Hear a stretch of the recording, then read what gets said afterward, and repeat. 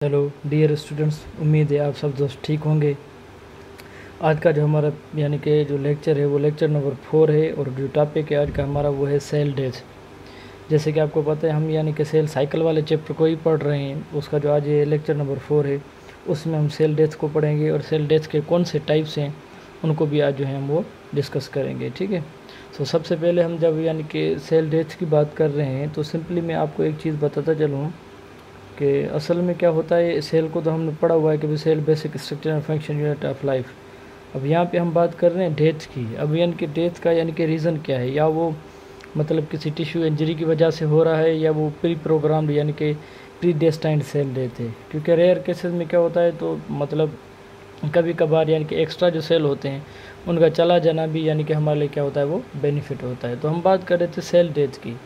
सबसे पहले आपको पता होना चाहिए सेल डेथ यानी कि जो है वो उनके दो टाइप हैं। सेल डेथ को अगर आप देखें तो इनके जो मेनली यानी कि दो टाइप हैं सेल डेथ के। ठीक है, एक जो है हमारे पास वो है मतलब नेक्रोसिस, और दूसरा जो है हमारे पास वो है अपोप्टोसिस या एपोटोसिस भी इसको मतलब कहा जाता है। ठीक है, वन बाय वन इन दोनों को हम डिटेल में पढ़ेंगे। एक होती है नेक्रोसिस, दूसरा होती है अपोप्टोसिस।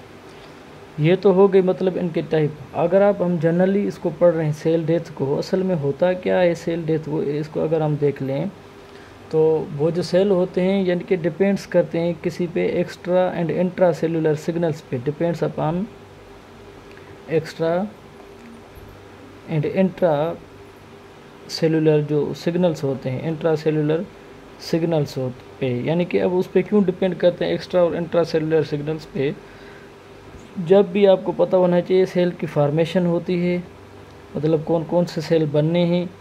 ठीक है, या उनकी जो सेल की डिफ्रेंशिएशन होती है कि भाई उनको कौन सा जो मतलब है वो काम दिया जाता है या वो किसी मकसद के लिए बनाए गए हैं, उनकी जो डिफ्रेंशिएशन होती है। या उसके बाद अगर आप देखें जो उनकी जो रेगुलर एक्टिविटीज़ हैं, मतलब वो कौन सी परफॉर्म करेंगे, रेगुलर एक्टिविटीज़ हो गई। उसके बाद अगर आप देख लें कि भाई सेल डिवीजन जो है वो किस पैटर्न में होनी चाहिए, कहाँ कहाँ पे यानी कि उनकी जो है ज़रूरत है। तो ये जो सारे काम होते हैं ये डिपेंड करते हैं extra and intra cellular signals पे। ठीक है भाई, कौन सा पैटर्न ऑफ फार्मेशन होना चाहिए, कौन किस्म की डिवीजन हो जाएगी होनी चाहिए। तो होता क्या है जब भी एक इसी किस्म का कोई एक्स्ट्रा या इंट्रा सेलुलर सिग्नल जब इनको नहीं मिलता तो उसकी वजह से दे चूज़ टू यानी कि डाई। ठीक है, या तो वो एक नेक्रोसिस होती है या अपोप्टोसिस होती है। इन दोनों को हम अलग अलग में पढ़ेंगे कि भाई नेक्रोसिस अपोप्टोसिस क्या है। ठीक है, अब देखें जो से मल्टी सेलुलर ऑर्गेनिज्म के अंदर जो सेल डेथ होती है, एक तो उसमें हो गई नेक्रोसिस, दूसरी जो होती है वो यानी कि अपोप्टोसिस। या तो वो खुद यानी कि चूज़ करते हैं कि अभी हमारा वक्त आ गया है कि मरने का, या वो किसी टिश्यू इंजरी की वजह से यानी कि क्या हो जाते हैं वो मर जाते हैं। ठीक है, तो ये होती है सेल डेथ। रेयर केसेस में वो बेनिफिशियल भी होती है और मोस्टली केसेस में जो होती है वो नुकसानदेह भी होती है। और कैसे बेनिफिशियल होती है कैसे नुकसानदेह होती है यानी कि उनको हम यानी कि अलग अलग तरीके से पढ़ेंगे। ठीक है, आज हम जो पढ़ेंगे वो है नेक्रोसिस। अगर आप नेक्रोसिस को देखें यानी कि नेक्रोसिस जो है यानी कि एक ऐसा यानी कि मतलब टाइप ऑफ यानी कि सेल डेथ है जो यानी कि किसी टिश्यू इंजरी की वजह से हो।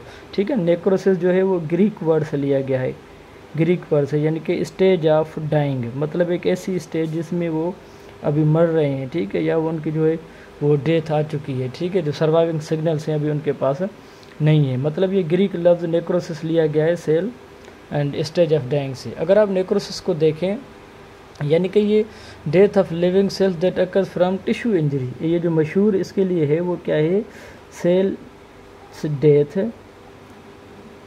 विच occurs due to tissue injury, मतलब किसी किस्म का की टिश्यू इंजरी हो गई है। अगर आप देखें फॉर एग्जांपल खुदा न खासा कोई एक्सीडेंट हो जाता है तो उसकी जो ऊपर वाली जो स्किन है वो रिमूव हो जाती है, या यानी कि मस्कुलर जो भी टिश्यूज़ होते हैं वो डैमेज हो जाते हैं। ठीक है, या उसके बाद अगर आप देख लें फॉर एग्जांपल कोई हम चीज़ उठाते हैं या कोई चीज़ हमें लग गई है, ठीक है, तो वो उसमें क्या होता है हमारे जो सेल्स होते हैं उनकी जो है वो इंजर्ड हो जाते हैं और उनकी क्या होती है डेथ हो जाती है। ठीक है, और नेक्रोसिस यानी कि इसको और क्या यानी कि ये जो सेल डेथ होती है वो इरिवर्सिबल होती है, इरिवर्सिबल सेल इंजरी, मतलब वो जो मर गए हैं वो तो मर जाएंगे, मतलब वो वापस नहीं आएंगे। तो इसको हम क्या कहते हैं, इरिवर्सिबल सेल इंजरी। अच्छा, वो जो इंजरी हुई है फॉर एग्जांपल मतलब वो ज़ाहिर है जो न्यू सेल्स हैं उनकी जो है वो डिवीजन होगी और वो क्या हो जाएंगे, उसको मतलब कंडीशन को क्या करेंगे, रिप्लेस करेंगे, रिप्लेसमेंट हो जाएगी।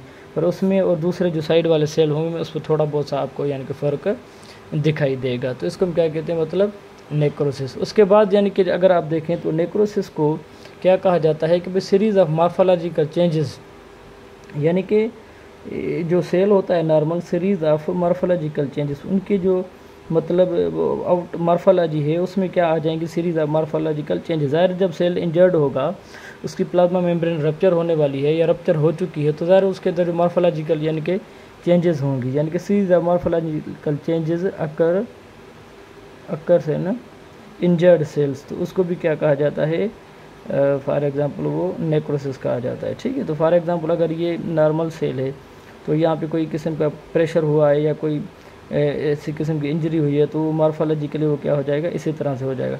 तो आहिस्ता आहिस्ता ये क्या करेगा, स्वेल होकर वो यानी कि बस्ट हो जाएगा और जो भी सारा मटेरियल होगा इंटरसेलुलर उसको रिलीज़ कर देगा। बहरहाल इसको हम आगे पढ़ते हैं। तो इसी तरह से इनके अंदर ये मैकेनिज़्म होता है। उसके बाद यानी कि इसको हम कैसे डिफाइन करते हैं कि भाई डेथ ऑफ सेल्स या टिश्यूज़ ड्यू टू लोकलाइज्ड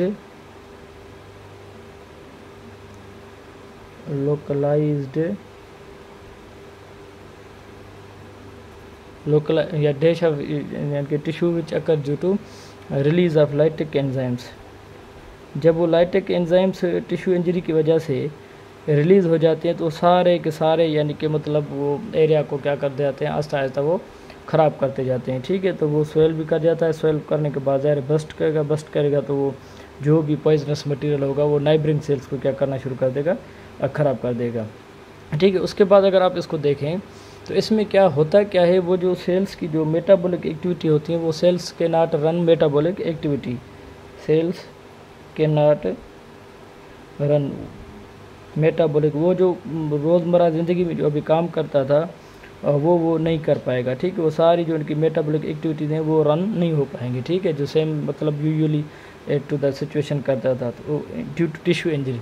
उसके बाद अगर आप देखें तो ये यानी कि क्या करेगा कि नॉट जनरेट एटीपी, वो जो अपने काम वगैरह करने के लिए या मिसाल तौर अपनी जो ज़रूरियात पूरी करने के लिए जो एटीपी की प्रोडक्शन करता था, अब वो भी नहीं हो रही। तो ज़ाहिर एंजाइम्स भी रिलीज़ हो चुके हैं, मतलब लैक्टिक एंजाइम्स वो भी नुकसान पहुंचा रहे हैं, मेटाबॉलिक एक्टिविटीज़ भी नहीं रही, एटीपी भी नहीं जनरेट होगी, तो ज़ाहिर वो सेल किसी काम का नहीं होगा। तो आहिस्ता आहिस्ता क्या करेगा, यानी कि ड्यूरिंग सेल दिस यानी कि ड्यूरिंग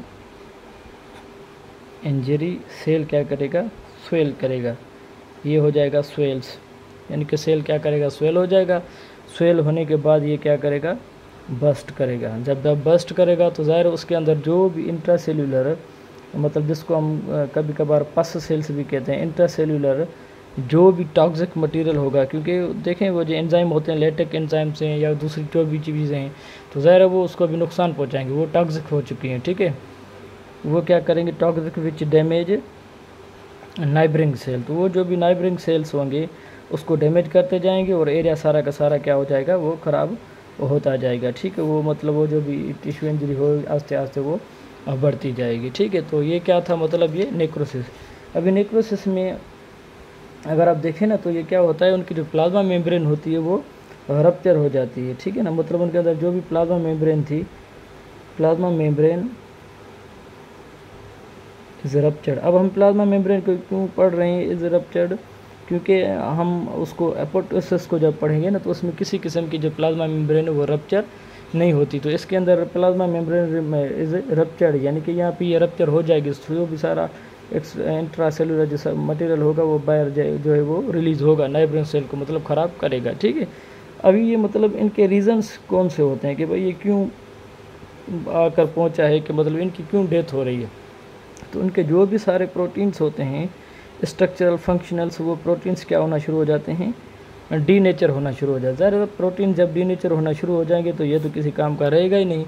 तो इसलिए जो भी सारे स्ट्रक्चरल प्रोटीन्स हैं, ठीक है, ट्यूबुलिन है, मायोसिन है, जो भी है स्ट्रक्चरल प्रोटीन्स, और उसके बाद अगर आप देखें जो हमारे पास उनके पास फंक्शनल प्रोटीन्स हैं, क्योंकि ज़ाहिर प्रोटीन के सिवा तो बॉडी किसी काम की है ही नहीं। प्रोटीन सी होती हैं जिसको हम क्या कहते हैं फर्स्ट रैंक या फर्स्ट रैंक भी कहते हैं, मतलब कंपेयर टू द हमारी यानी कि जो ज़रूरत होती हैं।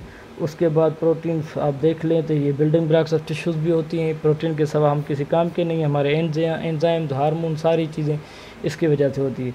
उसके बाद जो दूसरा रीज़न है वो दूसरा रीज़न ये होता है कि जो एंजाइमेटिक डाइजेशंस होती हैं, जो भी सारे एंजाइम पहले मतलब इसी के अंदर काम कर रहे थे, जब वो रिलीज़ हो गए तो वो क्या करवाएंगे, डाइजेशन करवाएंगे। ठीक है, अब एंजाइमेटिक डाइजेशन होगी। सबसे पहले तो होगी ऑटोलाइसिस। वो सारा जो भी होंगे वो ओन एंजाइम्स जो हैं वो सारे के सारे यानी कि सेल्स को खाना शुरू करेंगे और उसको क्या कर देंगे, ख़राब कर देंगे। ठीक है, यानी कि अपने ही एंजाइम्स, इसको कहा जाता है ऑटोलाइसिस। एक होता है हेट्रोलाइसिस।